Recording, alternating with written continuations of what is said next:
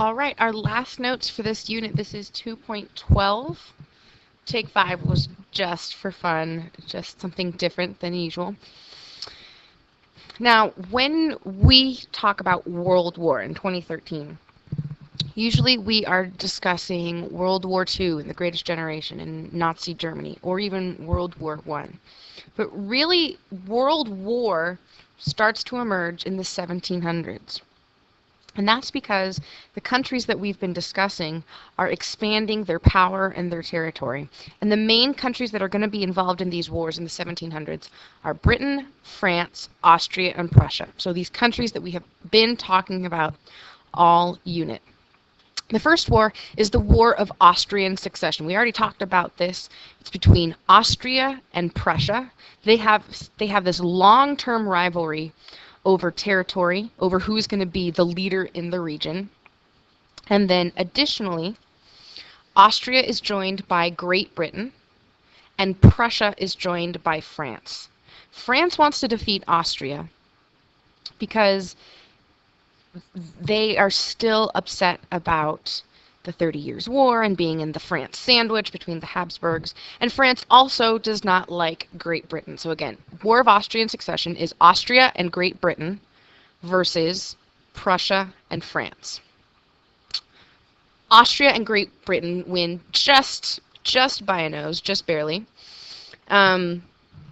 And then a few years later, we have the 7 Years' War. And this really is what I would consider to be the first truly world war. Because even the Austrian Succession War, it involves multiple countries, but it's only located in Europe. Now, the 7 Years' War, still involving the same countries, again, Great Britain versus France. And now Prussia and Austria switch. Prussia is with Great Britain. Austria is with France. So now Austria and France are interested in defeating Great Britain and Prussia. The reason this is really a world war is because Britain and France, in addition to fighting over superiority in Europe, they are fighting over their colonies. They're fighting over other territories on the other side of the globe. So that's why I would consider this really the First World War. So again, in general, in both wars, Austria and Prussia are fighting over issues going back centuries. Britain and France are fighting over who's going to be better in Europe and who's going to be in power in the colonies, who's going to have territory, who's going to control trade routes. And then sometimes the 7 Years' War is also referred to in America as the French and Indian War. The French and the Indians were fighting against the British colonists and the British soldiers. Sort of the general outcome of both of these wars, because Britain and Prussia win the 7 Years' War, they defeat France and Austria. Britain and Prussia start emerging as the leaders of Europe, the most powerful countries in Europe. And as all of these countries are trying to become more and more powerful, they need to do that through finances. So there are two economic policies that start developing. One is mercantilism, like a merchant. And this has to do with the amount of money or amount of wealth a country has. The problem with wealth at the time is that it is totally related to gold or silver. And there is a finite amount of that gold and silver in the world. You can't just print it. You can't just create more. So you can think of it like a pie. There's only so much of the pie that every country can have. So it becomes the goal of all of these countries to get the biggest possible piece. And they're going to do that. You can't do that just through winning wars. You can't do it by trading, by, I will give you cotton if you give me wheat.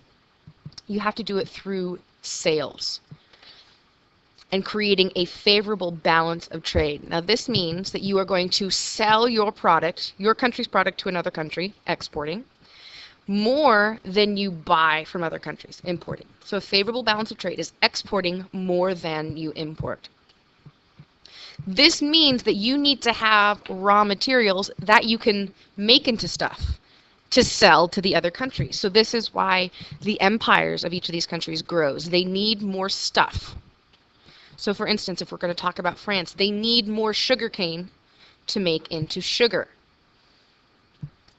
And the government of France, with the individual, plantation owners, going to say, okay, maybe it takes $2 to produce your bag of sugar, sell it for 10, because then France, meaning the French citizens, the French people, and therefore the French government, will have more money. So mercantilism really is the government dictating the economy, the government getting involved with the economy in order to hopefully gain a bigger portion of the limited amount of gold and silver in the world.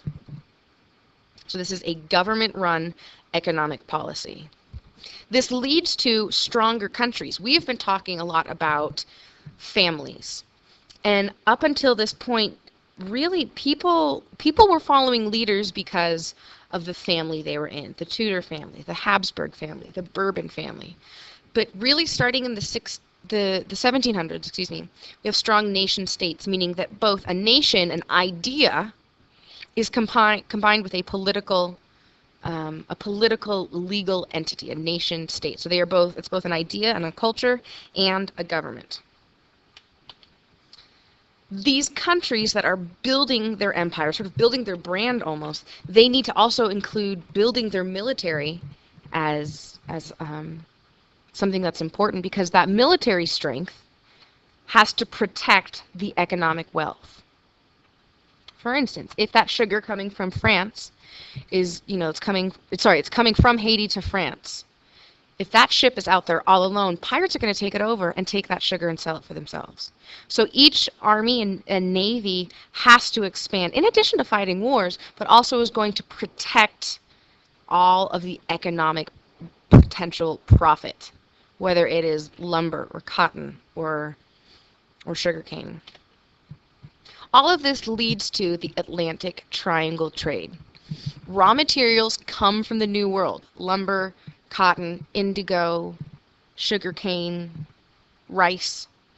Those raw materials go to Europe. They go back to the mother country, the head country of your empire. And there in Europe, they are manufactured into things. So lumber becomes furniture. Sugarcane becomes sugar. Cotton becomes fabric. And then those are the items that you are selling or exporting so that your country gets more money, gets more cash. Then with that cash, these countries and the people of those countries will go down to Africa and purchase slaves to take back to the New World so that the process can start all over again. So you can get more raw materials, to make more finished products, to sell more, to export more, to get more cash. And it just continues on. So from what we've been seeing, there's really two countries that are going to compete for top spot. It's going to be between Britain and France. They are pretty on par with each other for who is the most significant, who's the most powerful in Europe. But I'm not going to tell you yet who wins. The other side, the alternative, is capitalism. Capitalism, rather than relying on the direction of the government, capitalism is all about the individual, meaning the business owner, or the production, those who are producing the products, and then also the consumer. The consumer has more choice. So this is called free enterprise. The people who are designing the product or making the product or selling the product, they have the freedom to set a price. For instance, we did the example in class of two surf shops right next door to each other selling the same exact surfboard. In order for one shop to sell more, they're going to lower their price. And each shop will lower their price until they are at absolute rock bottom, to the point where they won't make any profit. This idea of free enterprise and capitalism forces producers and distributors to come up with a better product or sell it at a cheaper price. So in the end, as a consumer, you benefit. Adam Smith was a Scotsman who really was a fan of capitalism during the 1700s. He writes a book called The Wealth of Nations, and the big phrase that comes out of that is laissez-faire. Adam Smith says, the government should leave the economy alone. When the government gets involved and makes rules about the economy, it doesn't work. Instead, you should allow free trade. So governments, keep your hands off the economy and allow the market, allow the producers and the consumers to work out the system themselves. That way you will produce stronger products, a stronger economy, and everyone benefits. All of this is exactly why we have the War of Independence. This all leads to the American Revolution. If you think back to Cromwell and the Navigation Act, that all products arriving in Britain must come on a British ship, the colonies are considered Great Britain. They might be on the other side of the Atlantic, but they are still considered Great Britain's territory.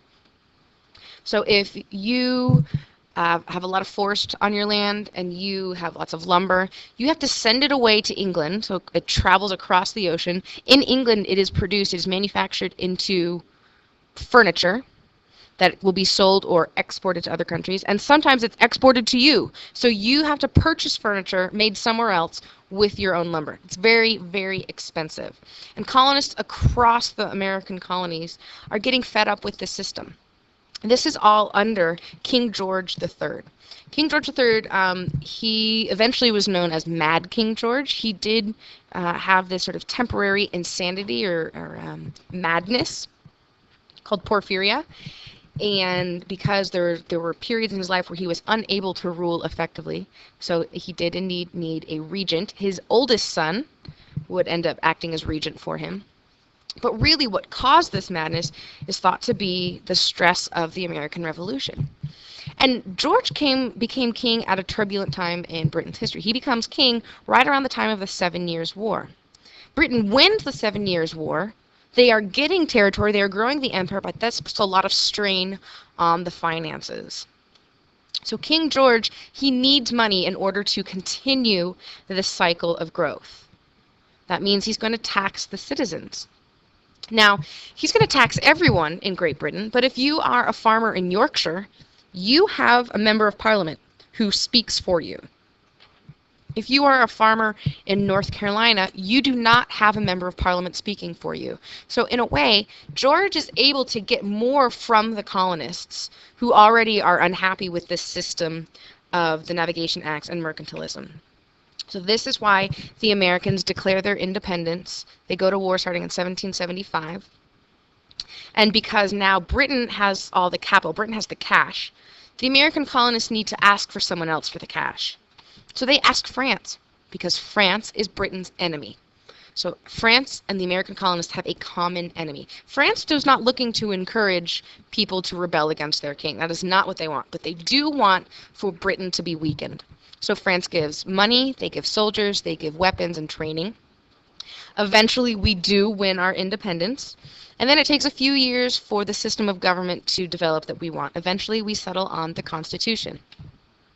The government established through the U.S. Constitution is very clearly in response to the issues of George III and the issues that the colonists had with him. It's not that they hated the idea of a king. When George Washington became the leader, some people even said, "Do you want to be called Your Highness?" And he declined. It really has to do with the amount of power. So that's why the Constitution creates a government with 3 branches. The President, the Congress, and the Supreme Court really are all on an equal level, but they have different responsibilities. And it is very difficult to accomplish things because, as the colonists experienced, they didn't want a king with too much power. It would be better to take longer to accomplish things. So that's exactly, the problems created are the why the solution is what it is. When Britain loses the war, they also lose access to the colonies, to all of those resources. So Britain then is forced to look elsewhere, find another location for all those raw materials. And this will lead to imperialism in India, which we won't talk about until January.